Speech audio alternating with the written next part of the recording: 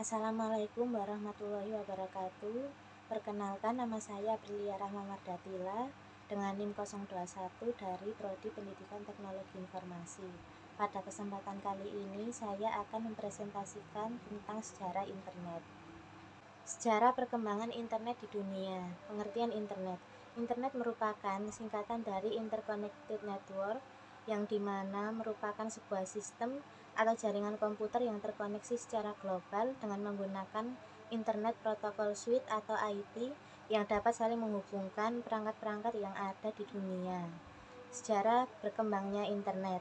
Perkembangan internet ini diawali pada tahun 1960-an pada saat Ted Nelson menciptakan hypertext. Hypertext ini bermula saat Ted Nelson ingin menciptakan sistem yang dapat membantu memudahkannya mengatur dokumen-dokumen. Kemudian hypertext mulai dikenalkan kepada publik tahun 1963. Selang 2 tahun, pada 3 Februari 1965, Ted Nelson memperkenalkan tentang dokumen yang dapat disimpan dan saling bertautan sehingga pengaksesannya dapat dilakukan di tempat lain. Departemen Amerika Serikat US Defense Advanced Research Project Agency atau DAPRA mengadakan riset tentang bagaimana cara menghubungkan beberapa komputer membentuk jaringan organik yang dilakukan pada tahun 1969. Riset ini menghasilkan program yang disebut dengan ARPANET atau Advanced Research Project Agency Network. ARPANET ini yang juga menjadi cikal bakal dari internet. Tahun 1957, Uni Soviet meluncurkan satelit pertamanya di Sputnik yang dianggap Amerika Serikat justru menjadi sebuah ancaman bagi mereka. Pada tahun 1970-an, ARPANET semakin berkembang yang kemudian mulai digunakan di beberapa kampus.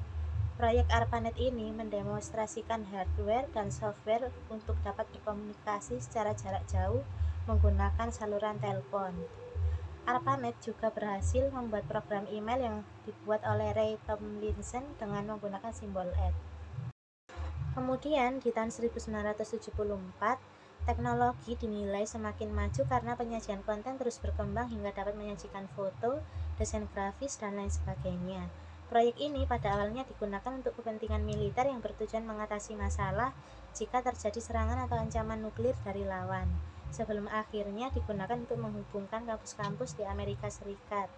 Internet memasuki fase komersialnya pada pertengahan tahun 1980. Di tahun 1984, Departemen Pertahanan membagi ARPANET ini menjadi 2 jaringan khusus, yaitu ARPANET yang melanjutkan kegiatan penelitian dan MILNET atau ditujukan untuk jaringan militer yang digunakan pada kepentingan militer dengan keamanan yang lebih tinggi.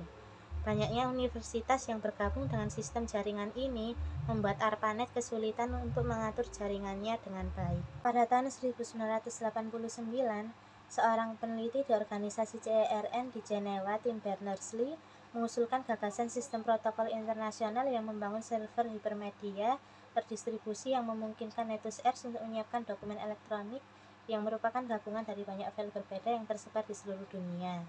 Berners-Lee menyebutnya World Wide Web atau WWW, kemudian didefinisikan juga URL atau Uniform Resource Locator, alamat halaman web, HTTP atau Hypertext Transfer Protocol antara server dan klien, dan HTML atau Hypertext Markup Language. Penemuan WWW atau World Wide Web ini menjadi tonggak dasar berkembangnya internet di dunia. Di tahun 2003 sampai 2004, muncul blog untuk pertama kalinya yang dimulai oleh Salam Parks. Setelah munculnya blog ini, halayak menganggap bahwa blog menjadi media yang efektif untuk menyampaikan informasi dan pesan. Pada tahun 2008, media online dapat diakses melalui gadget.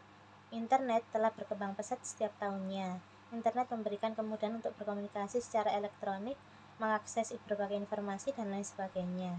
Kini, para wartawan telah dimudahkan dengan adanya internet karena dapat melakukan proses pengiriman berita teks, foto, dan video pada saat sedang meliput di medan sulit sekalipun. Sejarah berkembangnya internet di Indonesia. Pada tahun 1980-an, jaringan komputer pertama yang masuk ke Indonesia melibatkan 5 universitas yang saling terhubung, yakni Universitas Indonesia atau UI, Universitas Terbuka atau UT, Institut Teknologi Bandung atau ITB, Universitas Gadjah Mada atau UGM, dan Institut Teknologi 10 November atau ITS dan fasilitas dial-up yang disebut dengan Uninet. Dengan jaringan ini akhirnya tidak berkembang karena terdapat masalah kekurangan infrastruktur yang memadai. Tahun 1986 sampai tahun 1987 berawal dari tulisan-tulisan awal yang berasal dari kegiatan amatir radio, khususnya di Amatir Radio Club atau ARC ITB pada tahun 1986.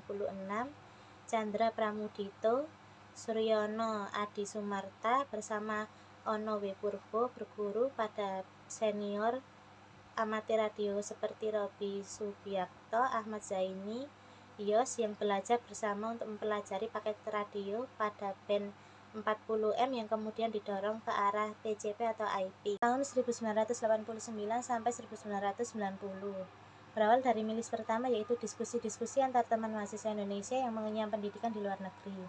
Pola dari mailing list ini terus berkembang, terutama di host server ITB dan eGroups.co. Milis ini akhirnya menjadi salah satu sarana yang sangat strategis dalam pengembangan komunikasi internet di Indonesia. Pada awal tahun 1990-an, komunikasi antara Ono W. Purbo yang waktu itu berada di Kanada dengan rekan-rekan amatir radio di Indonesia dilakukan melalui jaringan amatir radio ini. Dengan peralatan PC atau XT dan walkie-talkie dengan band 2 meter, komunikasi antara Indonesia sampai Kanada terus dilakukan dengan lancar melalui jaringan radio amatir. Tahun 1992 sampai 1994, teknologi paket radio TCO atau IP yang diadopsi oleh rekan-rekan BPPT, LAPAN, UI, dan ITB yang kemudian menjadi tumpuan paguyuban net, AMPR-net atau Amatir Paket Radio Network yang menggunakan IP pertama dikenal dengan nama domain ampr.org dan IP 44.132. BPPT mengoperasikan gateway tersebut yang bekerja pada band 70 cm dengan menggunakan PC 386 dan OS-DOS yang menjalankan program NOS sebagai gateway paket radio TCP atau IP. Tahun 1994 sampai 1995, ISP komersial pertama Indonet mulai beroperasi. Sambungan awal untuk internet dilakukan menggunakan dial-up oleh Indonet. Tahun 1995 sampai sekarang, akhirnya akses internet Indonesia terus berkembang seiring berjalannya waktu. Indonesia bisa dibilang mengikuti perkembangan teknologi informasi dan komunikasi sampai sekarang ini. Menurut APJII atau Asosiasi Penyelenggara Jasa Internet Indonesia, lembaga yang dapat meningkatkan pengguna internet di Indonesia hingga tahun 2014 mencapai sekitar 88,1 juta dan diperkirakan terus meningkat karena diiringi teknologi mobile yang semakin canggih dan juga terjangkau. Kegunaan internet. Pertama, informasi yang didapatkan lebih cepat dan mudah dengan menggunakan berbagai aplikasi antara lain email, newsgroup, www, FTP, dan lain-lain. Yang kedua, mengurangi biaya kertas dan biaya distribusi, contohnya koran, majalah, dan brosur. 3. Sebagai media promosi, contohnya pengenalan dan pemesanan produk. 4. Komunikasi interaktif, contohnya email, dukungan pelanggan dengan www, video, conferencing, internet relay chat, dan internet phone. 5.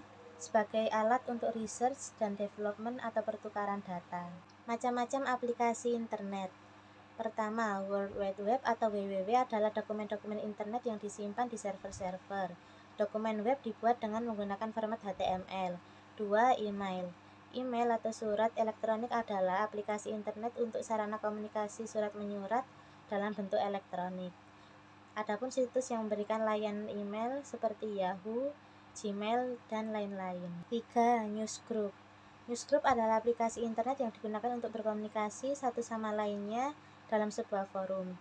Biasanya anggota forum newsgroup mempunyai kepentingan dan keterkaitan yang sama serta membahas topik-topik tertentu. 4. Mailing list. Mailing list atau milis adalah aplikasi internet yang digunakan sebagai sarana diskusi atau bertukar informasi dalam satu kelompok melalui email. 5. Internet Relay Chat. Internet Relay Chat atau IRC adalah aplikasi internet yang digunakan untuk bercakap-cakap di internet atau dikenal dengan istilah chatting. Dampak positif dan negatif dari penggunaan internet. Dampak positif internet. 1. Menambah wawasan dan pengetahuan.